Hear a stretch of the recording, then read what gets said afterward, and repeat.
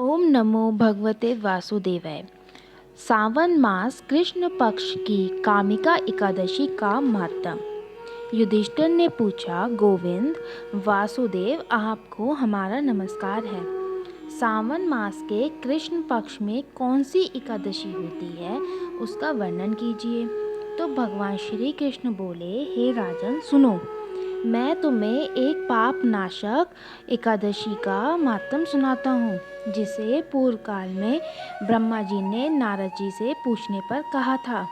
नारद जी ने प्रश्न किया, भगवान कमल हसन, मैं आपसे यह सुनना चाहता हूँ कि सावन मास के कृष्ण पक्ष में जो एकादशी होती है उसका क्या नाम है, उसके कौन से देवता हैं तथा कौन सा पुण्य प्राप्त होता है। हे प्रभु, यह सब आप हमें बताएं।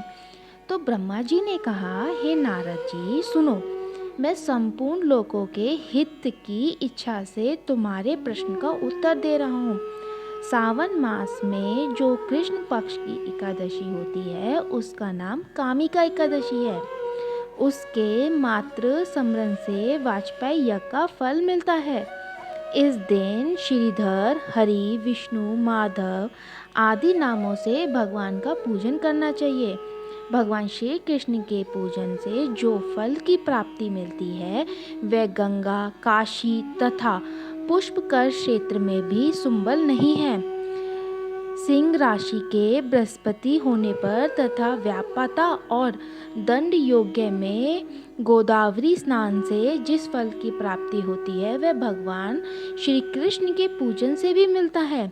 जो समुद्र और वन सहित समूची पृथ्वी का दान करता है तथा जो कामिका एकादशी का व्रत करता है वह दोनों समान फल के भागी माने गए हैं। जो व्याय हुए गाय को अन्नान सामग्री सहित दान करता है उस मनुष्य को जिस फल की प्राप्ति होती है वह कामिका एकादशी के व्रत से भी मिल जाती है।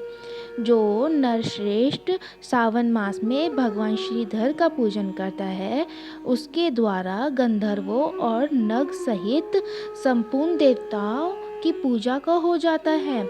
अतः पाप भी मनुष्य को यथाशक्ति पूरा प्रयत्न करके कामिका के दिन श्री हरि का पूजन करना चाहिए।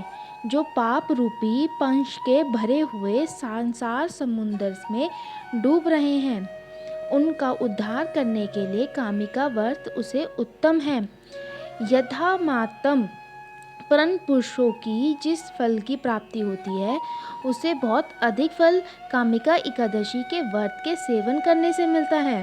कामिका का व्रत करने वाला मनुष्य रात्रि में जागरण करके ना तो कभी भयंकर यमराज का दर्शन करता है और ना कभी दुर्गति की पीड़िता होती है। लाल मणि, मोती और मूंगा आदि से पूजित होकर भी भगवान विष्णु वैसे संतुष्ट नहीं होते जैसे तुलसी दल से भगवान विष्णु संतुष्ट हो जाते हैं। जिसने तुलसी की मंजरी से श्री केशव का पूजन कर लिया उसके जन्म भर का पाप नष्ट हो जाते हैं। जो दर्शन करने पर सारे पाप संसार समुदाय का नाश हो जाता है। स्पर्श करने से भी मनुष्य को सभी फलों की प्राप्ति हो जाती है। माना जाता है कि भगवान विष्णु सब पे अपनी कृपा दृष्टि बना के रखते हैं। ऐसा माना जाता है कि शरीर को पवित्र बनाए रखने के लिए पाप करने पर योगियों का निवारण करता है। जल से सिंचने पर यमराज भी बह पहुंचता है। आरोपित करने पर भगवान श्री कृष्ण के समीप ले जाती है और भगवान के चरणों में चढ़ने पर मोक्ष रूपी फल प्रदान करते हैं।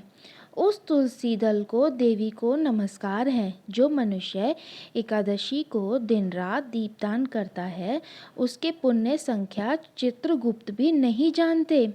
एकादशी के दिन भगवान विष्णु श्री कृष्ण के सम्मुख जिसका दीपक जलाता है उसके पितर स्वर्ग लोक में स्थित होकर अमृत पान से तत्पर होते हैं। घी अथवा तिल के तेल से भगवान के सामने दीपक जलाकर मनुष्य देह त्याग के पश्चात करोड़ों दीपकों से पूजित हो स्वर्ग लोक में जाता है।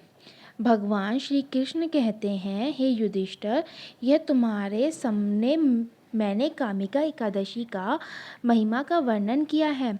कामिका सब पापों को हरने वाली, अतः मानव को इसका व्रत अवश्य करना चाहिए।